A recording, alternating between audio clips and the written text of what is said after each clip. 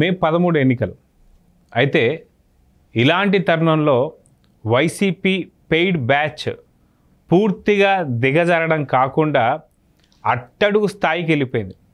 2019లో 151 సీట్లు కైవసం చేసుకున్నటువంటి ఒక వైఎస్ఆర్సీపీ ఇప్పుడు ఎంత నీచానికి దిగజారింది అంటే అసలు మనం మాటల్లో చెప్పుకోలేం.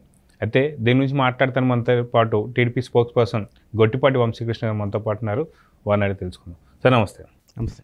అసలుకి 2019లో 151 సీట్లు అనేది అసలుకి దాన్ని ఒక ఫిగర్ అంటే ఒక మ్యాజిక్ ఫిగర్ దాటి వెళ్ళిపోయిందని చెప్పాలి.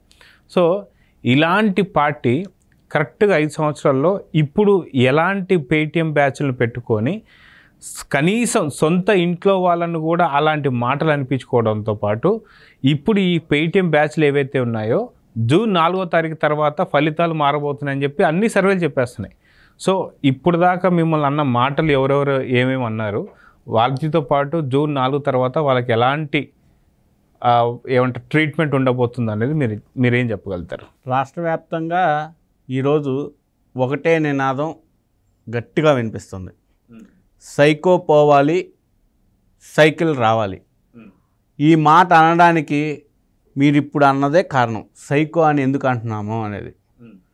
అంటే ఒక ముఖ్యమంత్రి స్థాయి వ్యక్తిని సైకో అనాలంటే నిజంగా అవతల వ్యక్తి ఎంత బాధపడి ఉంటాడు, అవతల వ్యక్తుల్ని ఎంత మీరు బాధపడితే మీ కోట్ల రూపాయల డబ్బులతోటి వాళ్ళని క్యారెక్టర్ అసాసినేషన్ చేయడానికి కొంతమంది సమూహాన్ని ఏర్పాటు చేసుకొని ఈరోజు ఈ మాట అంటున్నది మేమే కాదు, ప్రతిపక్షాలు మాత్రమే కాదు, ఈరోజు సొంత చెల్లిని కూడా నీచంగా మాటలు తిట్టిస్తున్న నిజంగా జగన్ బతుకు చూస్తుంటే నిజంగా అసహ్యం వేస్తుంది. సైకోతనానికి నిలువెత్తు రూపం ఏదైనా ఉందంటే అది జగన్ అనేదానికి ఏ మాత్రం తగ్గాల్సిన అవసరమే లేదు. ఈరోజు సొంత చెల్లిని పేటీఎం బ్యాచ్ తోటి నానా రకాల మాటలు. నిన్న షర్మిల గారు ఆమె ఏ పార్టీ అయినా కానివ్వండి, ఏ పార్టీ అయినా మాకు సంబంధం లేదు, కానీ ఒక ఆడపిల్లని మనకి ఒక సూక్తి ఉంటుంది పురాణాల నుంచి, ఇంట్లో ఆడపిల్లని కన్నీరు పెట్టించకరా నాశనం అయిపోతావు అని. ఈరోజు ఇంట్లో సొంత ఆడబిడ్డనే కన్నీళ్ళు పెట్టేస్తున్న జగన్ ఎటువంటి నాశనం అయిపోతాడనేది మనం ప్రత్యేకంగా చెప్పక్కర్లేదు. అయితే 2019 ఎన్నికల టైంలో తను జైల్లో ఉన్న టైంలో అదే కాదు, ఈరోజు అంటే జస్ట్ షర్మిల గురించి నేను మాట్లాడడం కాదు, మా ఆడపిల్లల్ని కూడా తెలుగుదేశం పార్టీకి సపోర్ట్ చేసిన వాళ్ళని మార్ఫింగ్లు చేసి వాళ్ళకి రంకులు అంటగట్టి నానా రకాలుగా వాళ్ళ జీవితాల్లోకి, వాళ్ళ పర్సనల్ జీవితాల్లోకి ఎంట్రీ అయ్యి కొంతమంది నాకు తెలిసిన ఒక అమ్మాయి బొటిక్ పెట్టుకొని ఉంటే ఆ అమ్మాయి మీద చేసిన దాడి నేను చూసా. ఒక్కోసారి అమ్మాయి బాధపడుతుంటే ఇంకో అమ్మాయి అసలు వాళ్ళ మార్ఫింగ్లు చేసి వాళ్ళ భర్తకి ఫోన్లు చేసి మీ వైఫ్ ఇది అని చెప్పి మాటలు ట్విట్టర్లో మాట్లాడింది అనుకో. ఎంతమందిని చూసాం ఈ రాష్ట్ర వ్యాప్తంగా. మొన్న 3 పోలీస్ కంప్లైంట్ ఇస్తే వాటిని కూడా మార్ఫింగ్ చేసి పేటీఎం ఆర్జీవి గారి చేత, రాంగోపాల్ వర్మ గారి చేత పోస్టింగ్లు పెట్టించిన నీచ సంస్కృతి జగన్మోహన్ రెడ్డి తీసుకొచ్చాడు.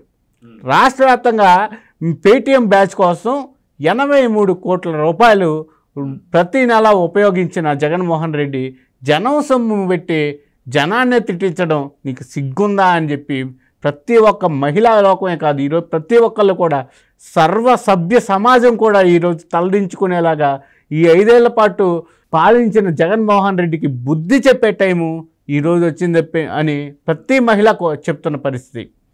రాష్ట్ర వ్యాప్తంగా ఈరోజు గంజాయి సంస్కృతి పెంచాడు, డ్రగ్స్ కల్చర్ పెంచాడు. ఈరోజు రాష్ట్ర వ్యాప్తంగా ఎవరు కూడా నైట్ 9 గంటలు దాటితే రోడ్డు మీదకి వచ్చే పరిస్థితి లేదు.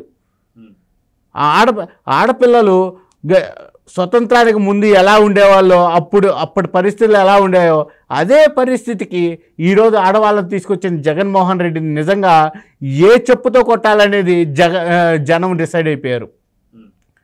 తను ఇంకా ఎన్ని నాటకాలు వేసినా కూడా ఈ మధ్య గతంలో కోడికత్తి నాటకం బాగా హిట్ అయిందని రాయి నాటకం ఆడాడు. ఈరోజు ఆ రాయి నాటకం కూడా పోయింది. ప్రతి ఒక్కరూ అర్థం చేసుకున్నారు. జగన్మోహన్ రెడ్డిని ఇంటికి పంపడానికి తన సొంత చెల్లి, తన తల్లి కూడా ఏడు లేదు పారిపోయి బతికిపోయింది, కానీ లేకపోతే వాళ్ళ తల్లి కూడా అతనికి ఓటేసే పరిస్థితి లేదు. ఈరోజు రాష్ట్ర వ్యాప్తంగా ప్రతి తల్లికి, ప్రతి చెల్లికి, ప్రతి అమ్మకి, ప్రతి బిడ్డకి, ప్రతి చిన్నాళ్ళకి కూడా ఈరోజు జగన్మోహన్ రెడ్డి అంటే అసహ్యం ఏర్పడడానికి ఈ పేటీఎం బ్యాచ్ కూడా సగం కారణం. వాళ్ళని కంట్రోల్ చేసే పరిస్థితి లేదు. సొంత చెల్లిని, తన సొంత చెల్లి పుట్టుకని అవమానిస్తా పేటీఎం బ్యాచ్ తిట్టిస్తున్నా అంటే నిజంగా నీ సైకోతనానికి ప్రజలు నిజంగా ఎలా నిన్ను వర్ణించాలో అర్థం కావట్లేదు. అయితే శ్రీరెడ్డి అని ఒక పెద్ద పెయిడ్ బ్యాచ్, అసలు నోరు మాట్లాడితే కానీ అసలు నోరే పెద్ద డ్రైనేజ్ అని చెప్పి చెప్పుకోవచ్చు. అయితే ఇలాంటి వాళ్ళతోని సొంత చెల్లిని పుట్టుక గురించి, అదిగాక షర్మిల పిల్లల గురించి, వాళ్ళ ఇంటి పేరు గురించి, కొన్ని ప్రముఖ ఛానళ్ళ పేర్లు కూడా తీసుకుంటూ వాళ్ళకు సంబంధించి అసభ్యంగా మాట్లాడుతున్నటువంటి టైంలో నిజంగా సరే ఏదైనా సరే ఖచ్చితంగా ఇద్దరు కూడా ఇరు పార్టీల్లో ఉన్నారు కాబట్టి వైవిధ్యం అనేది కామన్ అని చెప్పేసి అనుకోవచ్చు. కానీ సొంత చెల్లిని తిడుతున్నప్పుడు నీ నుంచి కనీసం రెస్పాండ్ కూడా లేకుండా నువ్వే తిట్టిస్తున్నటువంటి తరుణంలో దీన్ని ఎలా చూడాలంటే? బేసిక్గా శ్రీరెడ్డి విషయంలో అంటే నేను ఎక్కువ చూసానండి. 2019 టైంలో కూడా శ్రీరెడ్డి అనే క్యాండిడేట్ రామ్ గోపాల్ వర్మతో కలిసి చాలా కుట్రలు చేసింది. అప్పుడు కూడా తెలుగుదేశం పార్టీకి జనసేన పార్టీకి మధ్య అగాధాలు సృష్టించడానికి ఈ క్యాండిడేట్ చాలా ప్రయత్నాలు చేసింది. అందులో వాళ్ళు సక్సెస్ కూడా అయ్యారు. నిజంగా చెప్పాలంటే నాకు రీసెంట్గా తెలిసిన ఒక విషయం ఏంటంటే, పవన్ కళ్యాణ్ గారిని చాలా చాలా విధాలుగా తెలుగుదేశం పార్టీకి దూరంగా ఉంచేందుకు 2024లో వీళ్ళు ఎన్నో వేల కోట్ల రూపాయలు ఇవ్వాలని ట్రై చేశారు. పవన్ కళ్యాణ్ గారు ఒక్క రూపాయి కూడా మీకు రాష్ట్ర ప్రజలు ముఖ్యం అని చెప్పి పవన్ కళ్యాణ్ గారు నిర్ణయం తీసుకొని జగన్మోహన్ రెడ్డి పంపించిన డబ్బుని తిరస్కరించాడు. వీళ్ళు గతంలో అటువంటి పరిస్థితి ఉన్నప్పుడు పవన్ కళ్యాణ్ తెలుగుదేశం పార్టీ కలిస్తే వాళ్ళ ఉనికికే ప్రమాదం అని శ్రీరెడ్డి అనే క్యారెక్టర్ని దించి పవన్ కళ్యాణ్ గారిని నీచంగా అమ్మల్ని తిట్టించి పవన్ కళ్యాణ్ గారి తల్లిని తిట్టించి ఆ రోజు మనం చూసాం. అది అంతా కూడా తిట్టించింది మళ్ళీ తెలుగుదేశం పార్టీ అని చెప్పి తెలుగుదేశం పార్టీ మీదకి నెట్టే ప్రయత్నం చేశారు. అప్పుడు నిజంగా కూడా జనాలు నమ్మారు, ఆ రోజు అభిమానులు నమ్మారు. కానీ ఈరోజు నిజం తెలుసుకున్నారు ప్రతి ఒక్కళ్ళు కూడా. ఇవన్నీ జగన్మోహన్ రెడ్డి కుట్రల్లో భాగం. ఏ కోడికత్తి అయినా, ఏ బాబాయ్ హత్య అయినా కానీ, ఏ పవన్ కళ్యాణ్ గారి మీద శ్రీరెడ్డిని తిట్టిన తిట్లు కానివ్వండి, ఏది అన్నీ కూడా ఇవన్నీ జగన్మోహన్ రెడ్డి పెద్ద స్క్రిప్టుల్లో భాగాలే అని ఆ రోజు డిసైడ్ అయ్యారు జనాలు.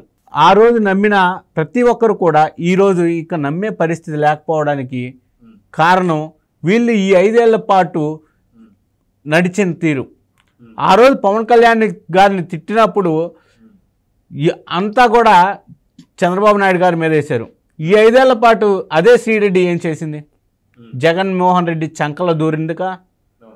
జగన్మోహన్ రెడ్డి ఏం చెబితే అది చేసింది కదా.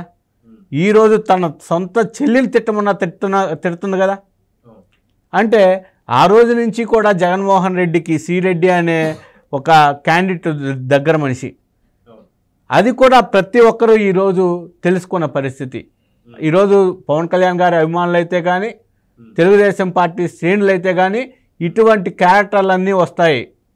ఈ మధ్య కూడా కొన్ని క్యారెక్టర్లు వస్తున్నాయి. తెలుగుదేశం పార్టీకి జనసేన పార్టీకి మధ్య అగాధాలు సృష్టించడానికి కొన్ని క్యారెక్టర్లు వస్తున్నాయి. ఖచ్చితంగా మీరందరూ గమనించి జగన్మోహన్ రెడ్డి కుట్రలను, వాడి అధికార బలాన్ని, వాడి అంగబలం, అర్ధబలం అన్నీ కూడా వాడి డబ్బు, వాడి అనుకున్న లక్షల కోట్ల జనం డబ్బు, ఆ డబ్బుని ఖచ్చితంగా జనాలకి చేర్చాలంటే కూటమి ప్రభుత్వం అధికారంలోకి రావాలి. ఆ డబ్బు ఉపయోగించి మళ్ళీ ఎన్నికల్లో గెలిస్తే మన ఆంధ్ర రాష్ట్రం భవిష్యత్తు నాశనం అయిపోద్దని చెప్పి ప్రతి ఒక్కళ్ళు కూడా తెలుసుకోవాల్సిన పరిస్థితి ఉంది. ఈరోజు రాష్ట్ర వ్యాప్తంగా పవన్ కళ్యాణ్ అభిమానులు కానీ, జనసేన శ్రేణులు కానీ, తెలుగుదేశం పార్టీ శ్రేణులు కానీ ఎన్డీఏ భాగస్వామ్యాన్ని, కూటమిని బలపరిచి ఖచ్చితంగా మెజారిటీతోటి 150కి పైన సీట్ల మెజారిటీతోటి ఖచ్చితంగా గెలిపించాల్సిన అవసరం ఉంది. గెలిపిస్తారని కూడా ప్రతి ఒక్కరూ ఈరోజు భావిస్తున్న పరిస్థితి. సో చూద్దామండి, ఖచ్చితంగా జూన్ 4న ఎలాంటి ఫలితాలు వస్తున్నాయి మనకి ఇప్పటికే అర్థమైపోయింది. కాబట్టి వచ్చిన తర్వాత ఇలాంటి పేటీఎం బ్యాచ్ల పరిస్థితి ఏంటి అనేది మాత్రం కొంచెం జాగ్రత్తలు తీసుకోవాల్సిన అయితే అవసరం ఉంది. మళ్ళీ కలుద్దాం.